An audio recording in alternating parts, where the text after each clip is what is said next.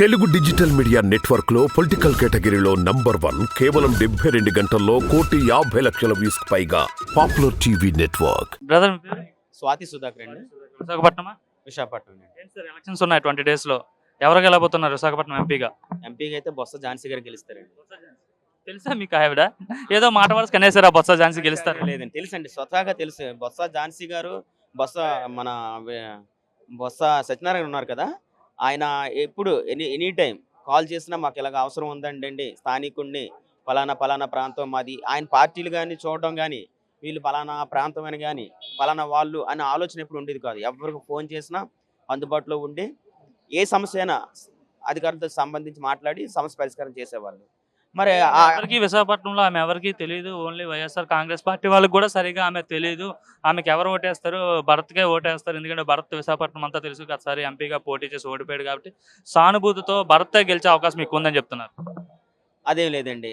ఇప్పుడు బొత్స ఝాన్సీ గారు తెలవదు అనడానికి ఆమె కూడా స్వతహాగా విశాఖ ఆడపడుచు, విశాఖ జిల్లా ఆడపడుచు. వివాహం అయిన తర్వాత విజయనగరంకి మెట్టింటికి వెళ్ళింది. కానీ ఆమె పుట్టింది కూడా ఇక్కడే. మెట్టింటికి వెళ్ళినా అత్తవారి కుటుంబం కన్నవారి కుటుంబంతో సంబంధం లేకున్నా విశాఖ జిల్లాలో ఆమెకు కూడా ఒక స్థానం ఉంటుంది. గతంలో ఆమె ఎంపీగా ఎక్కడ చేసినా సరే విశాఖ జిల్లాలో సేవలు కూడా అందించారు. వాళ్ళ కుటుంబం, అత్తవారి కుటుంబం కూడా సేవలు అందించారు. కాబట్టి ఆమె ఎవరు తెలియకపోవడం అనేది అసంభవం అండి. ఇక భర్త గారు అంటారా, భర్త గారు నిజంగా ఆయన లోకల్ ఉండి ఆయన ఏదో చేశారు విశాఖ జిల్లాకు అనుకుంటే గతంలో కూడా గెలవాలి కదండి. గతంలోనూ గెలవాలి. విశాఖ అంటే టీడీపీ పంచుకోట అంటారు. మరి ఎంపీ ఎందుకు గెలవలేదండి? ఈసారి 3 పార్టీలు కలిసి వస్తాయని గెలుస్తారని మీరు అనుకుంటున్నారు. అలా ఏం లేదండి. ఇక్కడ 3 పార్టీలు, ఇక్కడ డబ్బు అనేది కాదండి. మంచి ఎవరు చేశారు, ప్రజలకు మేలు ఎవరు చేశారు, ప్రజల్లో ఎవరు ఉంటారు, ఎవరు చేయగలరు, పార్టీలు ఖచ్చితంగా అనేది చూస్తున్నారు విశాఖ వాసులు. కాబట్టి బొత్స ఝాన్సీ గారు ఖచ్చితంగా గెలుస్తారు. ఇందులో ఎటువంటి అనుమానం కూడా లేదు. గురువు గారు మీ పేరు? నా పేరు మేళస్రపారావు అండి. ఉంటుందా మీ వయసు? నా వయసు 57 సంవత్సరాలు అండి.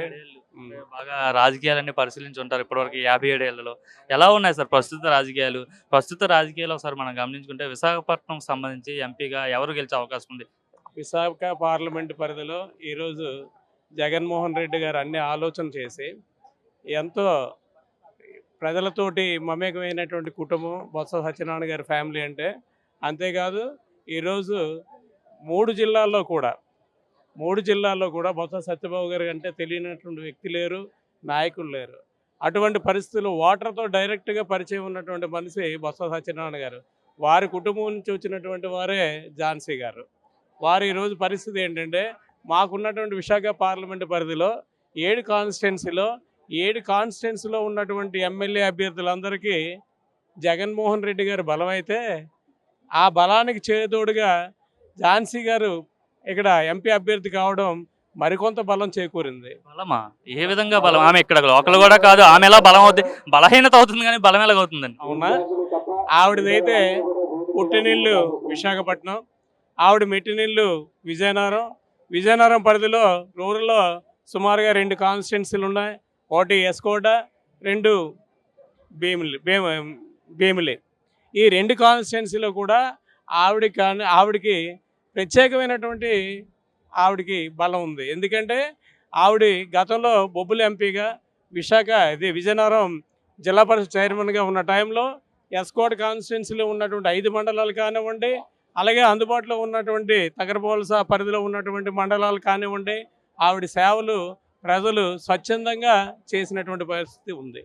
అందుకోసం దానివలన ప్రజలతో మమేకమయ్యి ప్రజల అవసరాలకు అనుగుణంగా ప్రజలు ఏ సమస్య అయితే డైరెక్ట్గా ఆవిడ దృష్టికి ప్రజెంటేషన్ చేసి ఉన్నారో అవన్నీ కూడా ఆ టైంలో ఆవిడ చక్కటి పరిపాలన అందించి ప్రజలకి అండగా ఉండేటువంటి పరిస్థితి గతంలో ఉంది. అది ఈరోజు ఆవిడకి బలం. అయితే ఆ ప్రాంతంలో ఉన్నటువంటి ఎస్కోట్ కాన్స్టిట్యున్సీలో ఉన్నటువంటి ఎమ్మెల్యే అభ్యర్థి కానివ్వండి, అలానే భీమిలి అసెంబ్లీ సెగ్మెంట్ పరిధిలో ఉన్నటువంటి ఎమ్మెల్యే అభ్యర్థి కానివ్వండి, ఝాన్సీ గారి వలన సుమారుగా 20-25% ఎక్కువ రీచ్ అవ్వడానికి అవకాశం ఉంది. ఎందుకంటే వాళ్ళకు ఉన్నటువంటి పరిచయాలు ఆనందపురంలో వాళ్ళ కుటుంబ సభ్యులు ఉండటం ఆనందపురంలో ఉన్నారు. అలాగే మిగతా గ్రామాల్లో కూడా, మండలాల్లో కూడా వాళ్ళ తాలూకు ఫ్యామిలీ మెంబర్స్, కుటుంబ సభ్యులు ఉండటం వల్ల వాళ్ళందరూ ఏ పార్టీలో ఉన్నా ఈరోజు బొత్స ఝాన్సీ గారు ఎంపీ అభ్యర్థి కావటం వల్ల వీళ్ళందరూ కూడా వైఎస్ఆర్ కాంగ్రెస్ పార్టీకి పనిచేసేటువంటి పరిస్థితి ఇవాళ ఉంది. అందుకోసం ఎట్టి పరిస్థితిలో విశాఖ పార్లమెంటు పరిధిలో బొత్స ఝాన్సీ గారు సుమారుగా 1,00,000 ఓట్ల మెజారిటీతో గెలుస్తారు. ఎందుకంటే ఇక్కడ ఉన్నటువంటి ఉత్తర దక్షిణం అలాగే తూర్పు అలానే గాజువాక పరిధిలో ఆవిడికి ప్రత్యేకమైనటువంటి బలం ఉంది. జగన్మోహన్ రెడ్డి గారి బలం ఒక 50-60% అయితే ఈవిడి తాలూకా అభ్యర్థిత్వం వల్ల మరికొంత ఒక 10-20% ఎక్సెస్ రావడానికి అవకాశం ఉంది. అందువల్ల 7 కాన్స్టిట్యున్సీలో ఉన్నటువంటి ఎమ్మెల్యే అభ్యర్థులు గెలుస్తారు. అలాగే పార్లమెంట్ అభ్యర్థినిగా బొత్స ఝాన్సీ గారు భారీ మెజార్టీతో గెలుస్తారని చెప్పి తెలియజేస్తూ ఉన్నాను.